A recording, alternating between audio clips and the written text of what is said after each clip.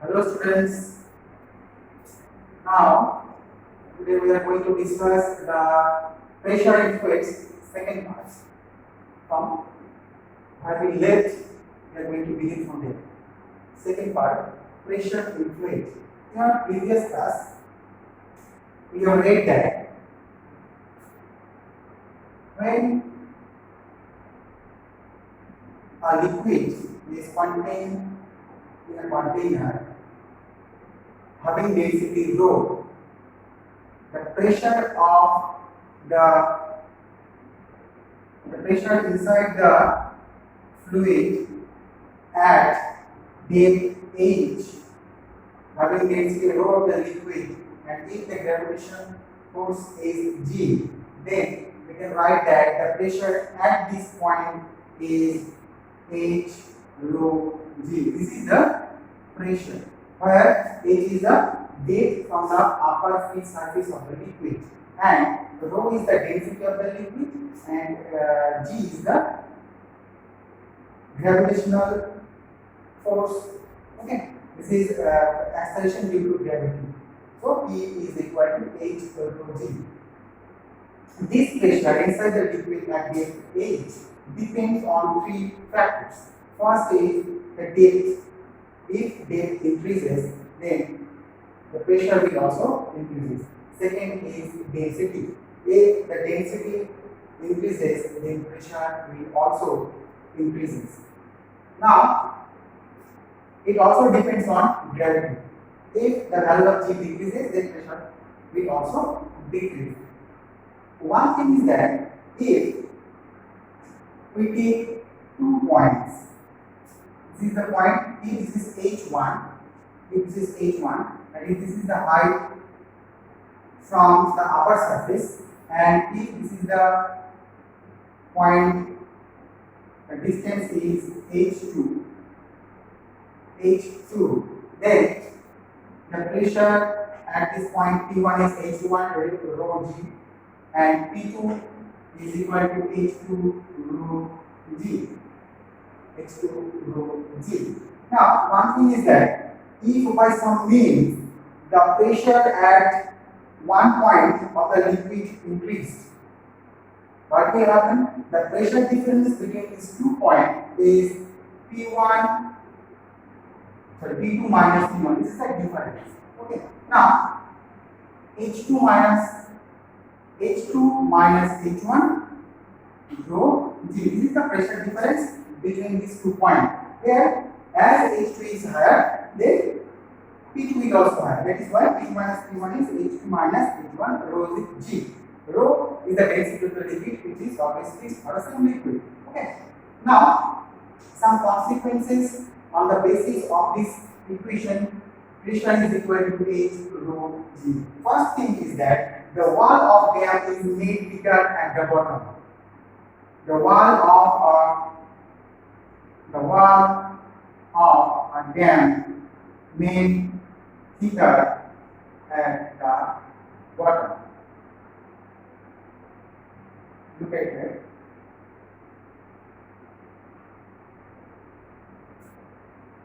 Look at it.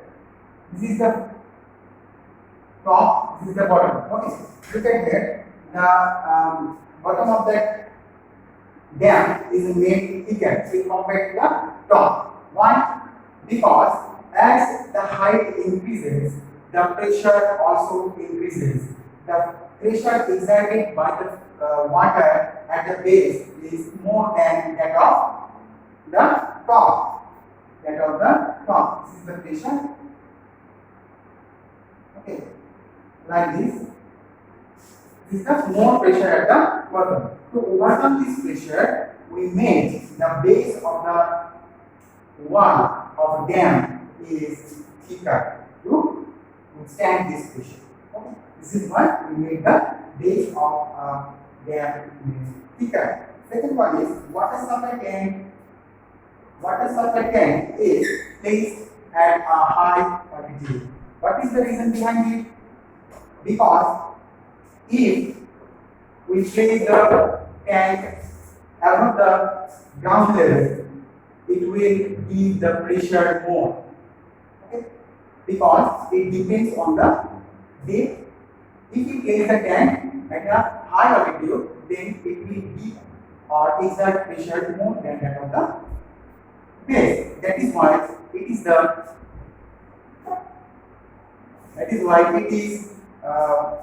put at the higher altitude. Okay, this is the reason. Second one is diver suit.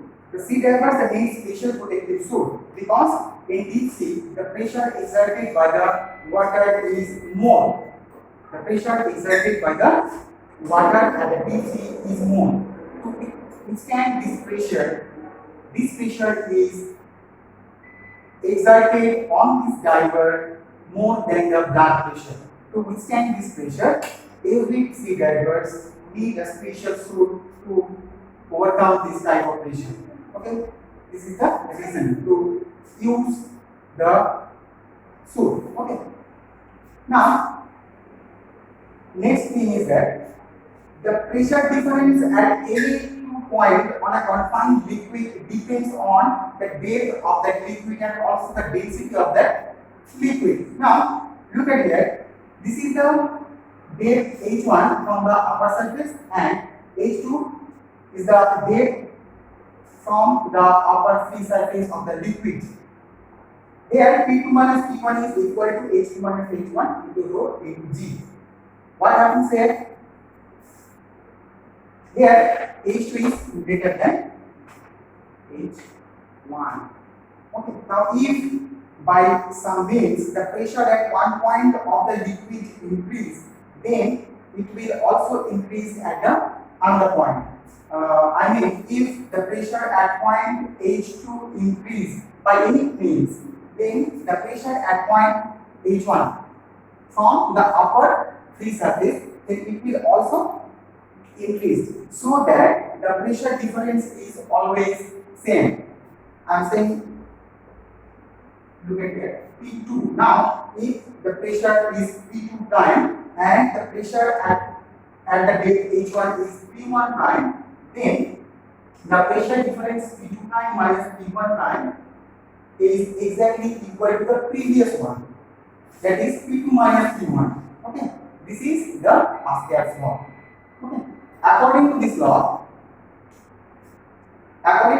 pressure exerted anywhere in a confined liquid, pressure exerted by a confined liquid is transmitted equally and undiminished in all directions. This is the Pascal's law. Alright? This is very easy. Okay. Now, how can we explain this Pascal's law? Now, I am explaining the Pascal's law. To explain this law, we have to need glass flask having narrow tubes coming out from its side and bottom. Okay, look like this. This is the flask. This is the flask. Here, we have made here a piston, airtight piston, by which we can apply force on this liquid which is confined in that glass tube. Okay? Look at this. Now, we need some tubes coming out from the top or bottom of this flask. Okay. Like that. This is one tube coming out from the base, and this tube is coming out from the side of that flask. Okay, I'm drawing one more here. Here also. Okay. The radius of these tubes are all same. Okay.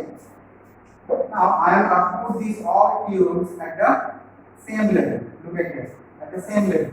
Now fill the water or any kind of liquid in that flask.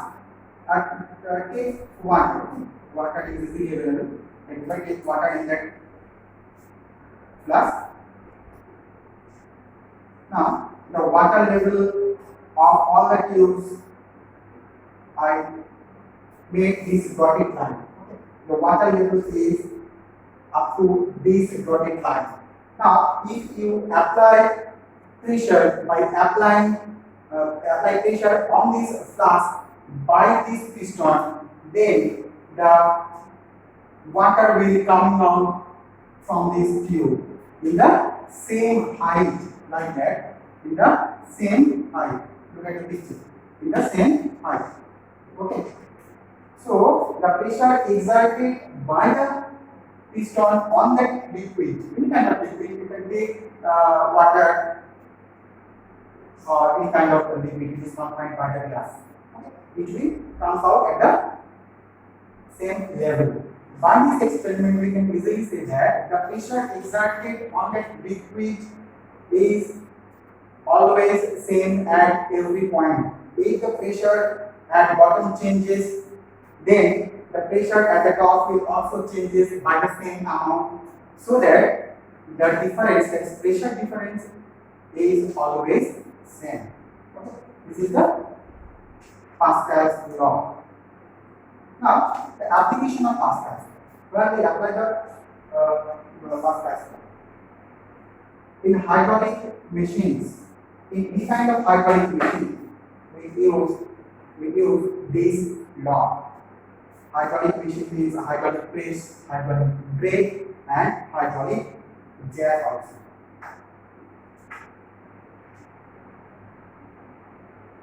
Hydraulic machine. So we apply Pascal's law in hydraulic machine, like hydraulic press, hydraulic jack, and hydraulic brakes. Okay. Now, on which principle this hydraulic machine works? On which principle this hydraulic machine works? Like hydraulic press or hydraulic jacks. First thing is that the principle of each hydraulic machine. The principle of each hydraulic machine is that a small force on a smaller piston is applied and it is transmitted to produce a large force on the large piston. This is the principle on which a hydraulic machine always works. Now I am going to calculate the pressure exerted on the smaller piston and what pressure we will get from the larger piston. Okay. Now look at the board. I am drawing a simple hydraulic machine. This is the smaller one, and we have to draw a larger piston. This is the larger one. Now these two vessels or cylinder or pistons are connected through a tube like this. Okay. Like this. This is the tube. I am denoting it by capital R. Okay. Here, this is the smaller piston, and this vessel is denoted by P. I am denoting it P. This is Q. And the piston, we have to apply force here. The area of this smaller piston is A1. Okay. Here, this is the larger piston, and the area of this piston is A2. Okay. So here A1 less than A2. That is the area of that piston is greater than that of this. Now I am discussing the thing by which we can calculate the force on this piston, that is a larger piston. Okay. Now a weight is applied here. I am drawing. This is the weight. We have to put weight here, and the vessels are completely filled up by a liquid. The force exerted by that weight is F1. Now we know that pressure is defined as force per unit area. So the pressure exerted by the smaller piston is, I am denoting it by P1. P1 is F1 by A1. This is the pressure exerted by this piston. This pressure, according to Pascal's law, this pressure will transmitted to this liquid and applied on this piston. So here the pressure P2 will be same as P1 according to the Pascal's law.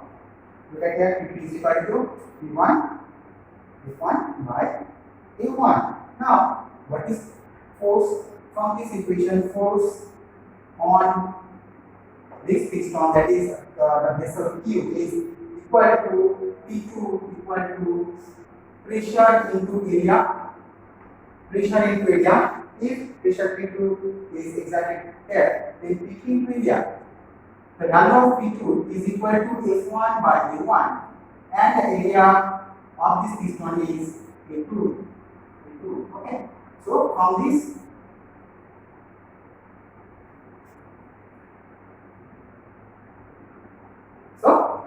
F1 by A1 is equal to F2 by A2. Okay. So this is the force. F2 is equal to F1 by A1 into A2. This is the larger force. Okay. We apply here small force, but we get here larger force. From this equation, we can conclude that. Okay. That's all for today's class. Next day we will discuss the hydraulic brake, hydraulic machines, and hydraulic jack.